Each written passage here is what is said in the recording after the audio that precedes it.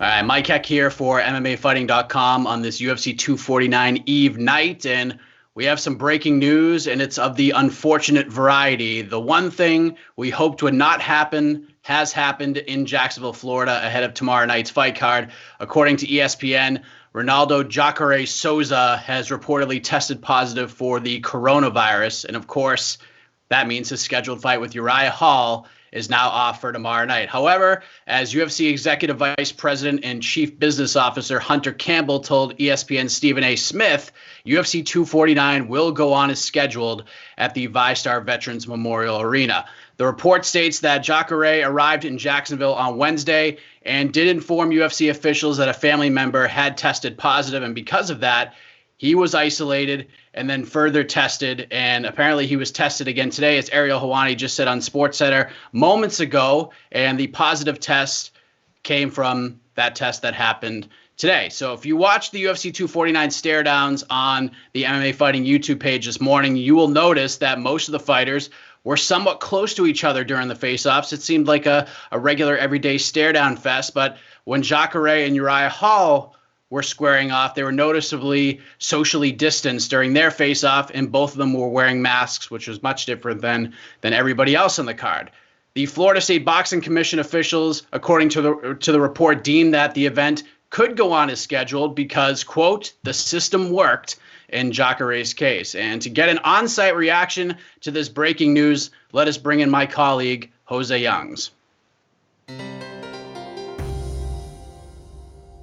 All right, we're back with Jose Youngs, who is live in Jacksonville, Florida. Jose, this is the one thing we were hoping would not happen leading up to these events over the next 8 days. But alas, here we are. You are there. You've been walking around the hotel since this news broke. And I know this is not a typical fight week for the UFC, but how would you describe the vibe compared to what it was, say, 3 or 4 hours ago? Not even 3 hours ago, maybe an hour ago. Like, I was talking with some of the other media members, like, because you know how fight week is. Like, it's Friday. Like, the hard work is done. It's only fights left. And we were just kind of, like, talking how was your fight week? How was your fight week? This and that. And then all of a sudden, all of our phones start to blow up. And I'm sure you've experienced that in your life where this crazy news gets dropped on you and you're around a bunch of other media people. So you all have to scramble to your computers to get into work mode. Coincidentally, I can't seem to find any UFC media people outside of like a security guard or two who's just like, oh, I can't wait to see I can't wait to show you the arena tomorrow. And I'm just like, well, this crazy story happened. And he's like, oh, that's above my pay grade. And I was like, all right. But not a lot of people in the lobby right now. We saw a couple fighters walk in from like getting dinner and stuff, but it's a weird scene, man. I don't know how else to describe it, where like worst case scenario has pretty much happened. I'm sure we'll find out more because like I don't think Dana's staying at this hotel. I don't know 100%, but I doubt he's staying here. And I haven't seen any UFC employees that I would like to talk to that would be in the lobby right now. So it's a weird scene right now. Everyone has conveniently disappeared. First and foremost, I think the biggest thing here is that we all hope Jacare comes out of this on the other side and everyone around him is okay. Like, yeah, it sucks from a sports fan perspective to lose a fight, but the human side needs to come out amongst everyone in relation to the situation. You can pass blame, you can have your opinions on it, and that's fine. But at the top of all of this needs to be towards the overall health of Jacare Souza right now, right? 100%. I mean, we saw Jacare on our own Guilherme Cruz wrote that phenomenal piece on him. And it was like he was saying, like, I have a mortgage to pay. Like, I can't afford to live. I can't afford to pay my mortgage if I don't fight. So, like, yeah, of course I'm scared, but I have to do this. So, first thoughts have to be to Jacare and his family first and foremost. I know he has training partners, his coaches were living with, and everything. But it's a crazy time. It's a crazy scene. It's like this. There's nothing I can say to fix it, but it's a bummer. It's a bummer situation all around.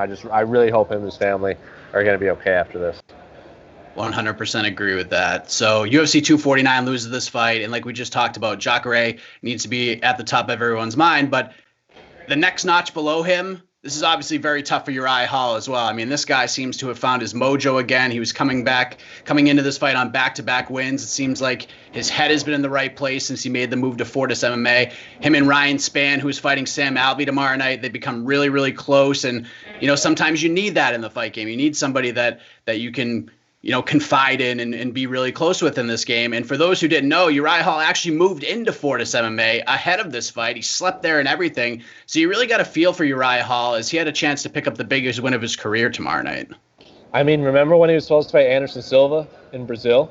And Anderson Silva got that gallbladder, it's like infection or whatever, like fight week 2.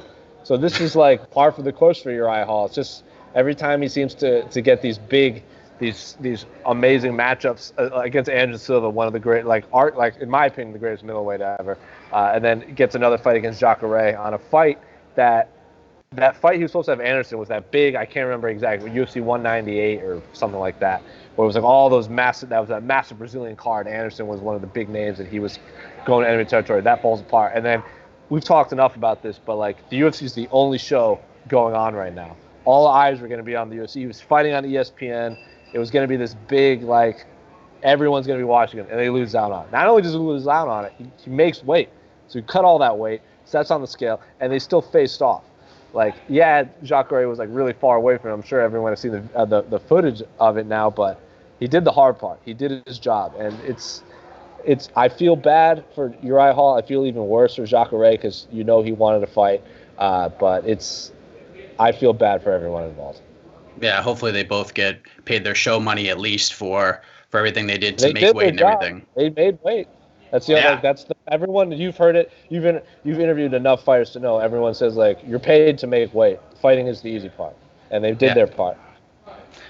The report on this news said that the Florida State Boxing Commission is still going to move forward this event after conferring with the UFC because in this situation, according to the commission, the system worked. So, in your opinion, would you say the system worked in this case? You've been a part of the system yourself, so you would probably have a better grasp on this situation definitely than I would.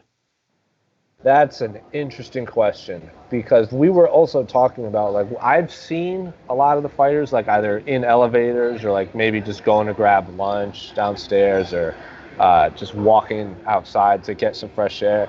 And I was saying I don't think I've seen Jacare at all this whole week. I've seen pretty much every fighter, even if it's half a second. I haven't seen Jacare. And then we saw him weigh in with the gloves, and someone just goes, oh, that looks a little I can't remember who it was, but someone at official weigh-in is that's, something's, I don't know if this is a thing. This might be a thing. And then that was it. It just left my mind right there. And then when this happened again, I was like, oh, man, he did wear gloves, and he did stare down far apart. And I didn't see him, so I don't know what his situation is. I don't know the exact details. I wasn't there when he got tested. The fighters I was around, they seemed to do fine when I got tested. So to say the system works is hard because I didn't see him. I haven't seen behind the scenes outside of getting something stuck up my nose. I didn't see where they took it. I haven't seen my results. I haven't seen any of that. So I don't. It's a good question if to say the system worked but if he quarantined himself and everyone else is negative, we just might be lucky. Yeah, I mean, with this rough news, and I'm a positive thinker, I like to find the silver lining. Ariel Helwani reported and said on SportsCenter earlier that the other 23 fighters who were scheduled to compete, like you said, including Uriah Hall, they all tested negative. So there is a bit of a silver lining there. And as tough as it is to transition, let's try to go out on somewhat of a bright note, Jose. You know me. The big fights are the big fights. You don't need to sell me anymore on the main event or the co-main event. But in terms of the under-the-radar storyline heading into tomorrow night, a story that is not getting enough love in your opinion, what sticks out to you? Well, I've said this on pretty much every preview show that I'm really hyped for Charles Rosa versus Bryce Mitchell. You and I, both New England boys, but Charles Rosa has the most wins in the city of Boston in UFC history. I believe he's 3-0, Boston strong. Bryce Mitchell was a little peeved at me when I made a graphic for our site saying which undefeated fighter will be the next champion, and I didn't include him. And he was like, "Yo, this guy, this undefeated fighter right here, coming off a big twister win." Charles Rosa said he's has one of, if not the best, grappling bases in the featherweight division of UFC. He told me that directly at Boston, which you were at too. I brought that up, and he's like, I have the best grappling. I'll prove it to anyone. So I'm really excited for this fight. And, so I'll circle that one. I think that fight needs to get a lot more love than people are giving credit.